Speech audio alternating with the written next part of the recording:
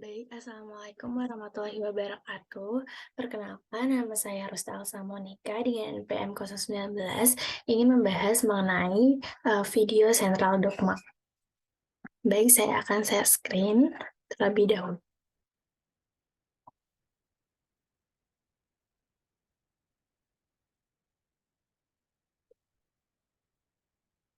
Baik, pada kesempatan kali ini saya akan membahas mengenai sentral dogma eh, yang merupakan tugas dari mata kuliah biokimia semester 2 kelas A.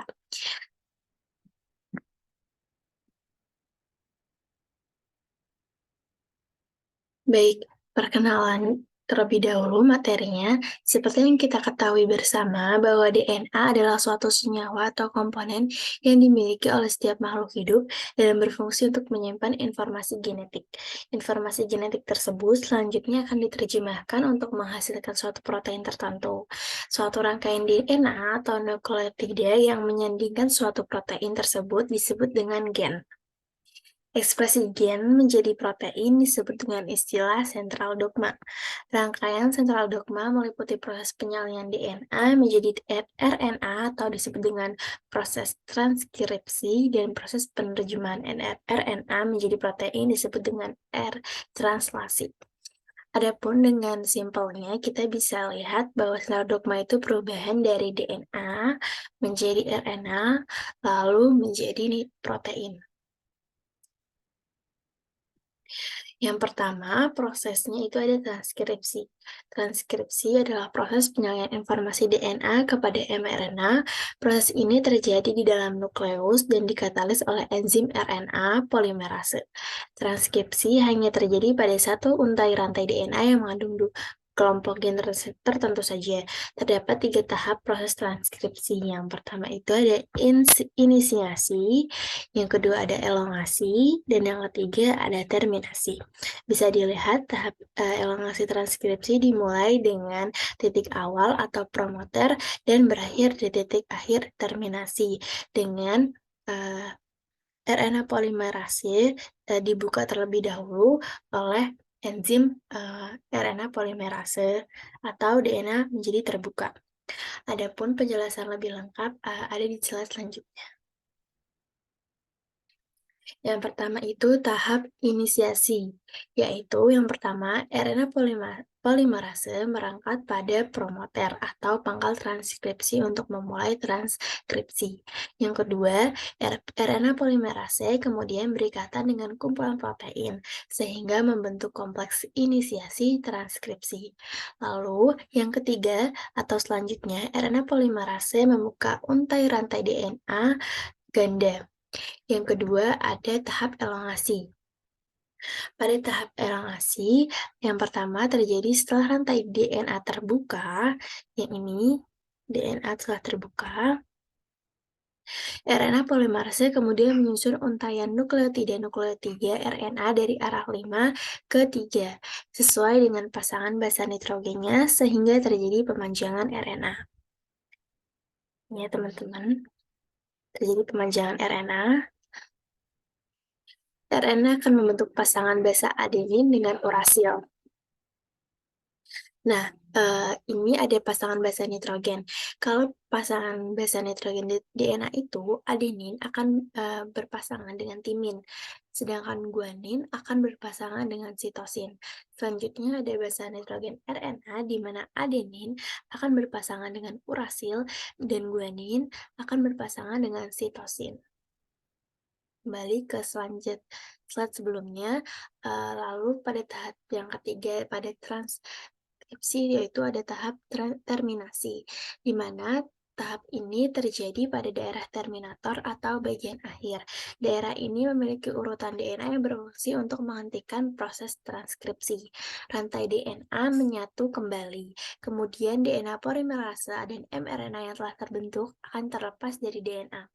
mRNA atau messenger RNA merupakan RNA yang mengandung kode genetik atau yang kita sebut dengan kodon, hasil transkripsi bisa nitrogen pada DNA yang menjadi cetakan untuk urutan asam amino polipeptida yang mengkode suatu protein tertentu.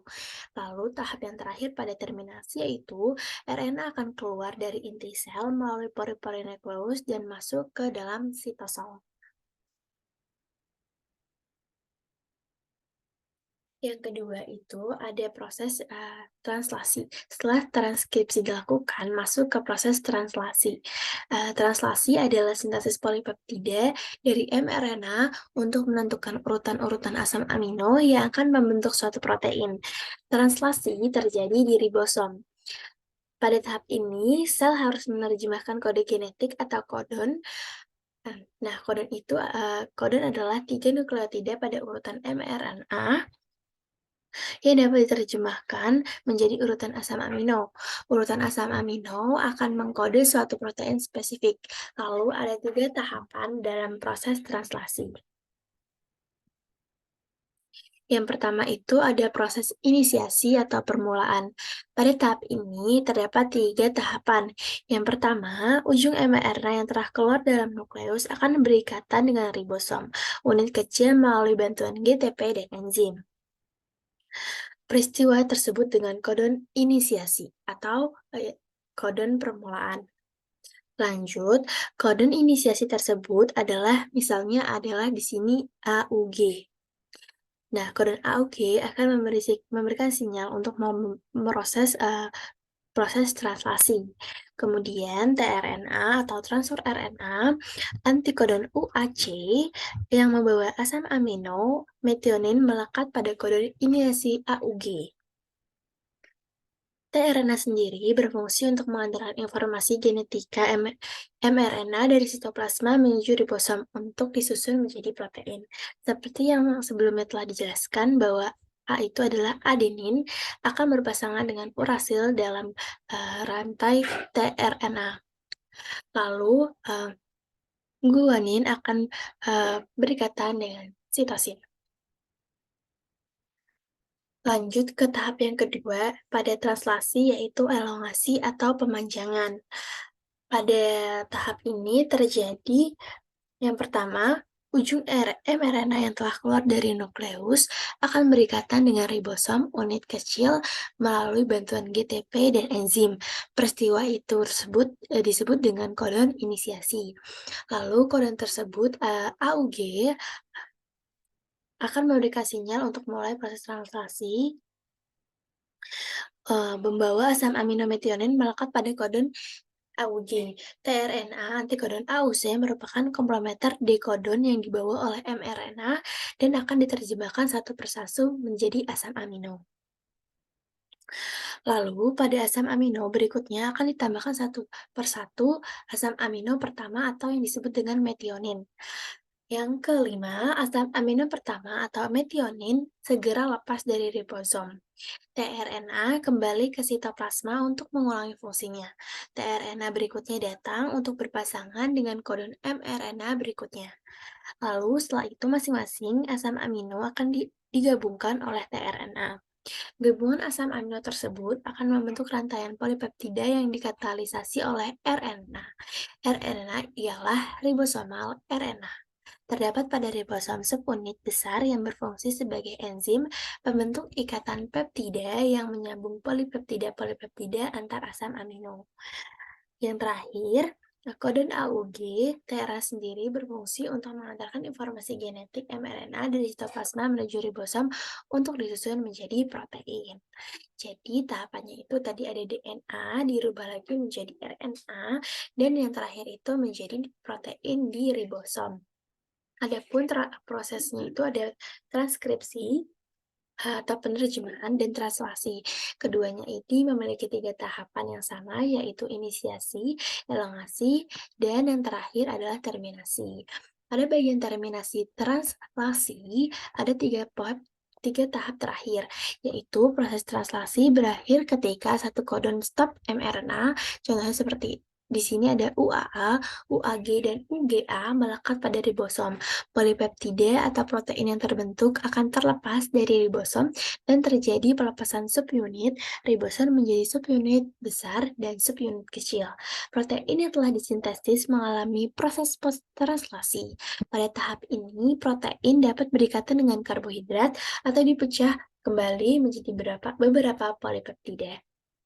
Jadi tubuh kita itu berawal dari DNA yang diturunkan oleh kedua orang tua kita. Nah, DNA tersebut mengalami proses-proses sehingga terjadi proses yang berakhir dengan pembentukan protein dan bisa membentuk jaringan-jaringan di tubuh kita. Nah, ini yang berikut adalah ketiga tahapan dari proses terminasi atau proses pengakhiran pada translasi. Baik, ini adalah daftar pustaka dari materi yang saya ambil.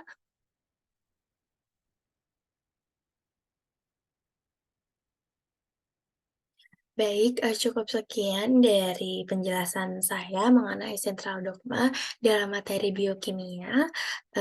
Saya ucapkan terima kasih, mohon maaf bila ada kesalahan, yang disengaja maupun tidak sengaja. Wabillahi taufiq wal hidayah. Wassalamualaikum warahmatullahi wabarakatuh.